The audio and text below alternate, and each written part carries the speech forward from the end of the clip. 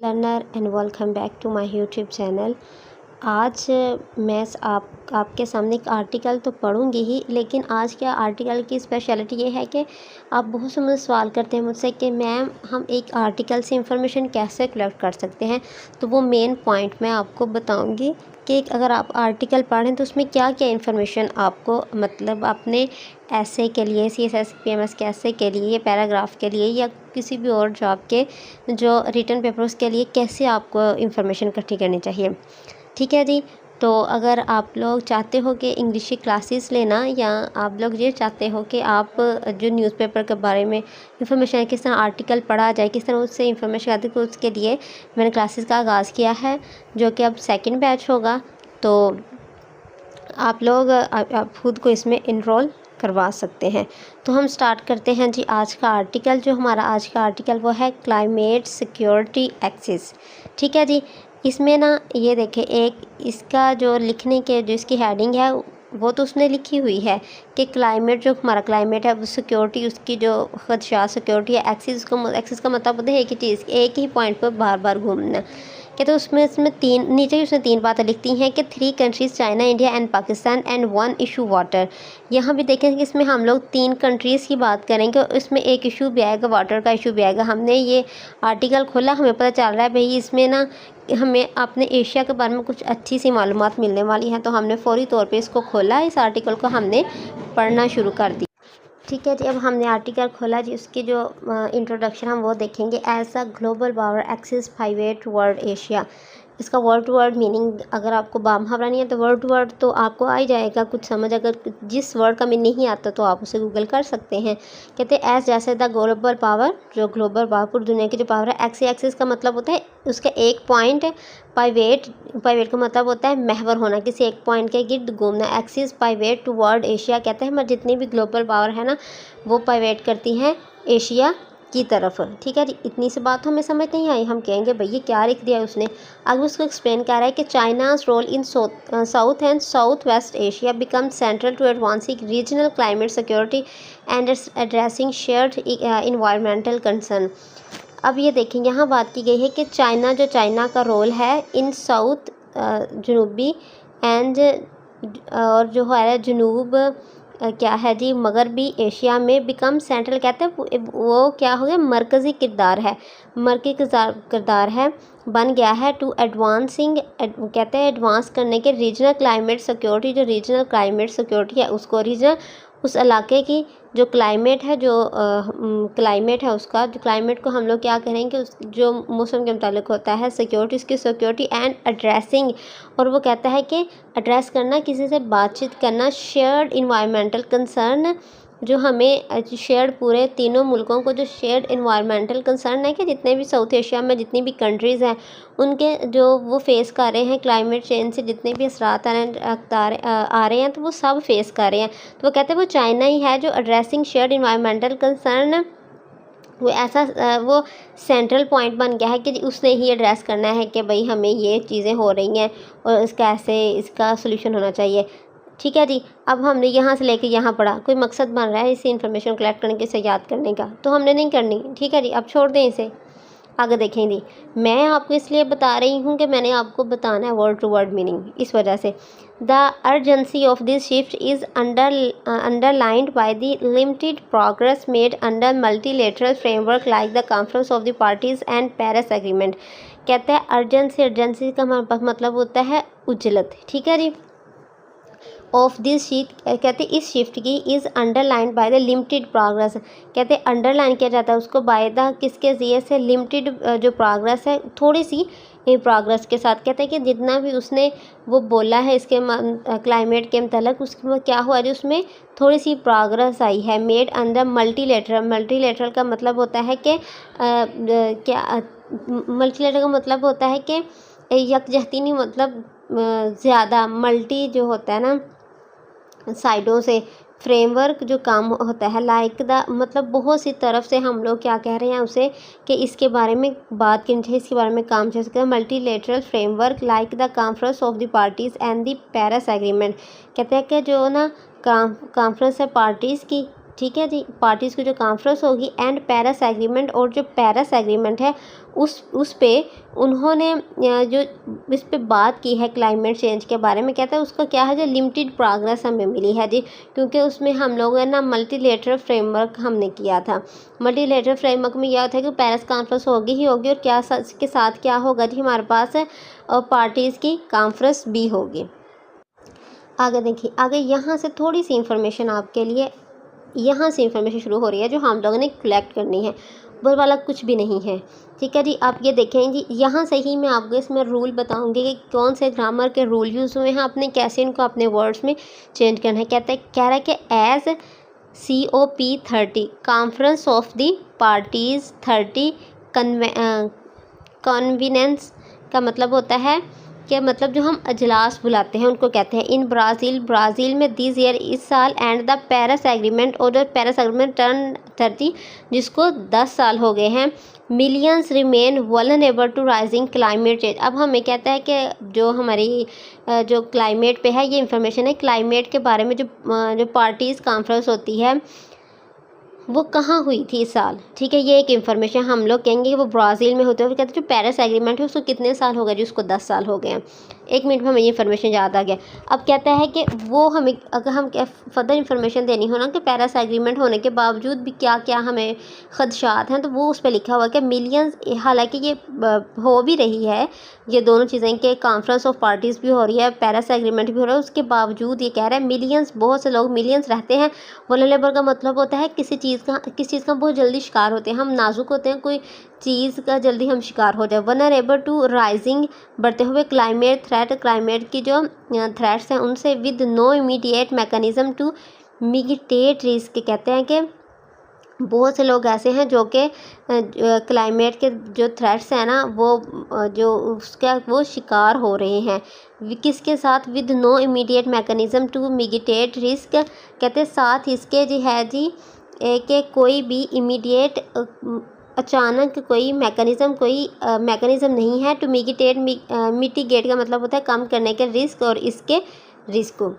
ठीक है जी, कहता है कि हालांकि पेरिस कॉन्फ्रेंस भी हो रही है, कॉन्फ्रेंस ऑफ पार्टीज़ भी हो रही है, पेरिस एग्रीमेंट भी, लेकिन इसके बावजूद जो मिलियंस पीपल हैं वो क्या है, vulnerable to rising climate threats, उनको वो शिकार हो रहे हैं, वो जो थ्रेट्स हो रहे हैं, और साथ साथ उनके साथ क्या हो रहा है, वो शिकार भी हो रहे हैं, और साथ क्या हो रहा है उनके साथ, with no immediate mechanism to mitigate risk. उनके पास मैकेनिज़्म नहीं है कि जो उनको रिस्क है, उनको जो खदशात हैं उनको कम किया जा सके। देखें जी, कि इतनी सी इंफॉर्मेशन हमारे लिए इम्पोर्टेंट थी, ये आप पकड़ के अपनी एक नोटबुक में लिख सकते हैं।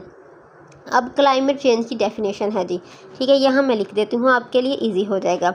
और यहाँ से जो जितना हमने ये पैराग्राफ पढ़ा है, ये हमारा प्रेजेंट इंडेफिनेट में है। मैंने आपको बताया है जी, ऐसी जो बात होती है जो एक हकीकत होती है जिस पर तहकीक की गई हो, उसे हम लोग हमेशा प्रेजेंट इंडेफिनेट में ही लिखते हैं, चाहे वो उस पर जितनी सर्च है वो 10 साल पहले ही क्यों ना हो, क्योंकि उसका असर अब तक ही होता है। क्लाइमेट चेंज क्या इज़ मल्टी डायमेंशनल, ठीक है जी, एंड सोल्यूशन, हाँ, multi dimensional, the solution multilateral, and the power dynamic. अगर हम इसकी डेफिनेशन कह रहे हैं, क्लाइमेट चेंज की एक डेफिनेशन क्या है, तो इसका मीनिंग मैं आपको बता दूँ। क्लाइमेट चेंज जो है इज़ मल्टी डायमेंशनल है। मल्टी डायमेंशनल ये है कि इसके बहुत से तरीके हैं, बहुत से रास्ते हैं इसके लिए, ठीक है। द सोल्यूशन मल्टीलेटरल है, कहते हैं जिसका जो सोल्यूशन है ना वो मल्टीलेटरल का मतलब है बहुत सी पार्टीज़ पे ये डिपेंड करता है, क्योंकि जो क्लाइमेट चेंज सिर्फ हमारे मुल्क में नहीं है, किसी दूसरे मुल्क में कोई काम हुआ है, अगर कहीं बहुत बुरा सैलाब आ गया तो वो क्या हुआ जी, इलाके तो साथ साथ है, वहाँ से पानी उठ के हमारे तरफ भी तो आना ही आना है। कहते हैं द पावर डायनेमिक मल्टीपोलर का वो होता है क्या जी, बहुत ज़्यादा जगह हो जिसके लिए, बहुत ज़्यादा जगहों से कोई घेरा गई कोई चीज़ हो, ठीक है जी। मुझे इसके उर्दू मीनिंग सही नहीं आते कि मल्टी डायमेंशनल को क्या कहते हैं उर्दू में या नहीं, आपको मैं आसान वर्डों में ये बता सकती हूँ।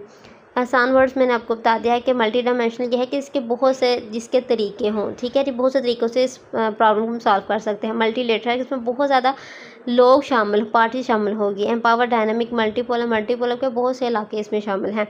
These three elements must align to secure a fair and sustainable future for all। कहते हैं, अब इसकी डेफिनेशन में ये भी आ करेंगे, जो 3 एलिमेंट्स हैं, कहते हैं मस्ट अलाइन, इनमें हमआहंगी होनी चाहिए, टू सिक्योर करने के लिए, अ फेयर एक अच्छा, एंड सस्टेनेबल होता है पायदार, फ्यूचर फॉर ऑल सबके लिए। दिस डिमांड्स आ स्ट्रेटजिक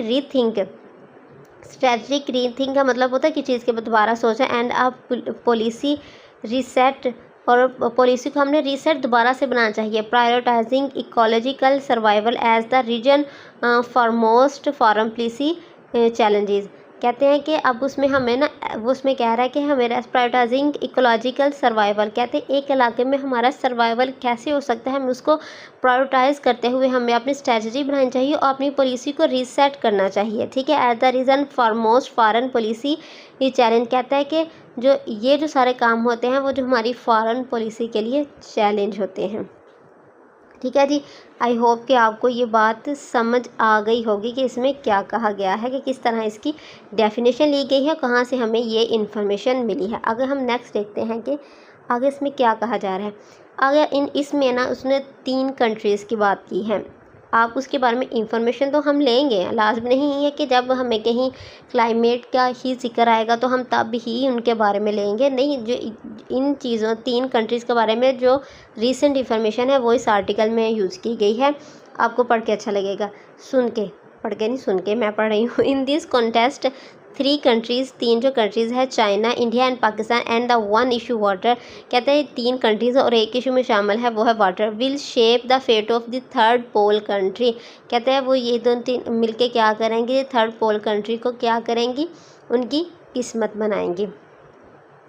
अब इसमें इंफॉर्मेशन दी जा रही है चाइना। कहते हैं चाइना's transformation since the 1980 from a close agrarian society to a global powerhouse with the advanced technology and robust human capital makes it the most influential player in the region। अब China की definition उसने इतनी खूबसूरत की है कि China की उसने सारी चीज़ें बता दी है कि चाइना से ट्रांसफॉर्मेशन हुई है सिंस कब से, 1980 से, या 1980 से वो क्या से क्या बना है, वो ये कह रहे हैं।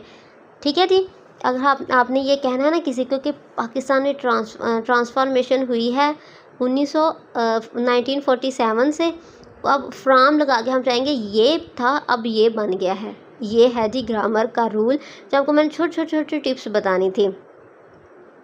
फ्राम लगा के हम लोग क्या यूज़ करेंगे, हम पास्ट का यूज़ करेंगे, ठीक है, और एंड लगा के हम लोग उसका प्रेजेंट का हम सेंटेंस यूज़ कर लेंगे इसमें।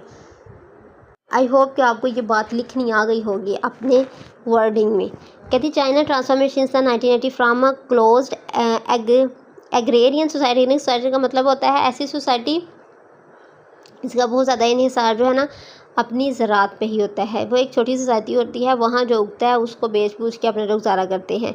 If I am not wrong, to a global power house, कहते हैं एक पूरी दुनिया पे माना जाने वाला एक पावर हाउस है विद एडवांस, उसके साथ साथ उसके एक ग्लोबल साथ पे क्या लिखा है, उसने यहाँ एंड का वर्ड नहीं लिखा हुआ कि वो ग्लोबल पावर हाउस भी है और वो ये भी है, साथ उसे विद का वर्ड यूज़ किया है, जो आपकी राइटिंग कितना खूबसूरत, with advance technology and robust human capital make it the most influential player in the reason.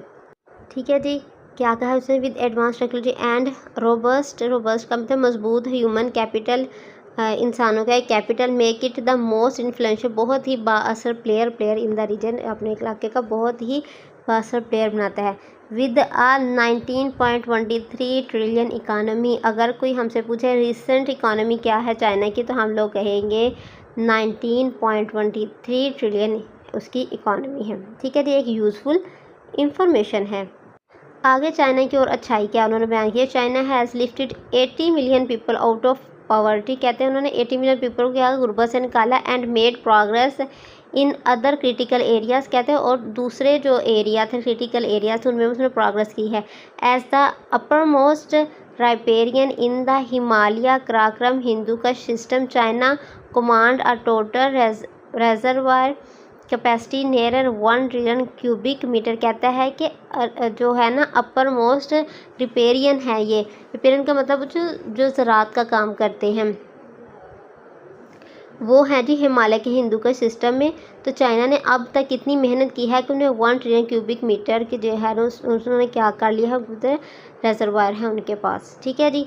अगर हम लोग चाइना की इंफॉर्मेशन कोई देनी हो या चाइना के रिलेशन देना हो पाकिस्तान के साथ, अगर हमसे कोई ये पूछे कि why China is most influential in the region in our region, तो फिर भी आप ये सारी चीज़ें लिख के उनको बता सकते हैं।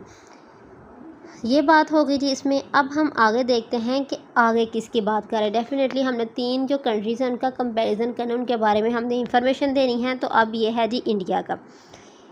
इंडिया हमें क्या कह रहे हैं, इंडिया कह रहा है कि India with a population 1.4 billion and N economy worth 4.37 trillion has made significant progress since the 1990।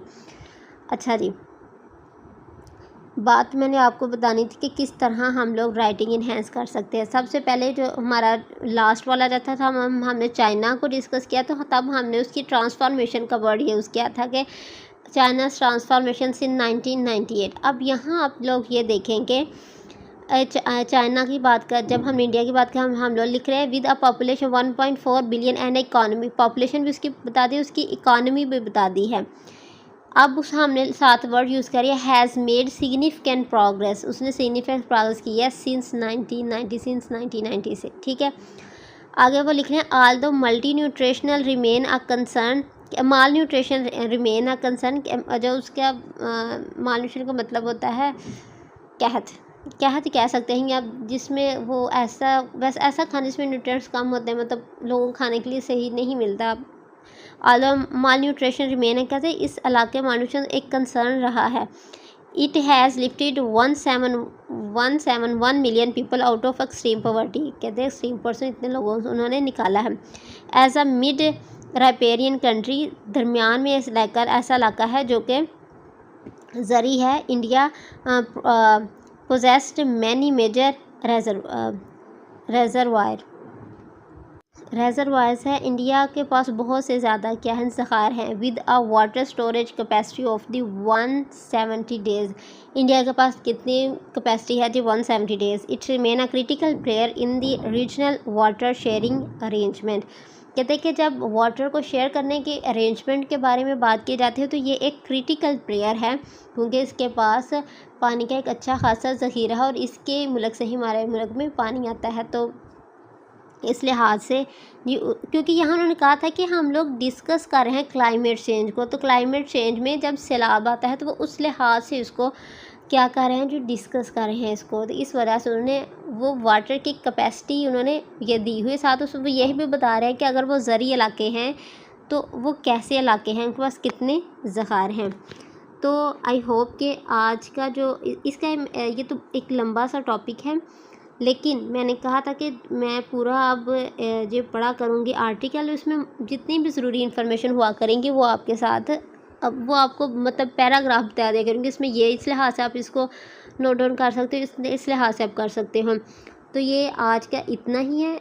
Next इसका मैं अगले वाला पार्ट बनाऊंगी और उसमें पाकिस्तान को डिस्कस करेंगे और फिर इसका जो वाटर इशू है वो उसको डिस्कस करके तो हमारा एक पैराग्राफ पूरा हो जाएगा कि अगर क्लाइमेट चेंज हो रही है तो वो किस वजह से हो रही है, क्या रीज़न है और किस तरह हम उसको ओवरकम कर सकते हैं। तो आई होप कि आज की वीडियो आपके लिए बेनिफिशियल रही होगी।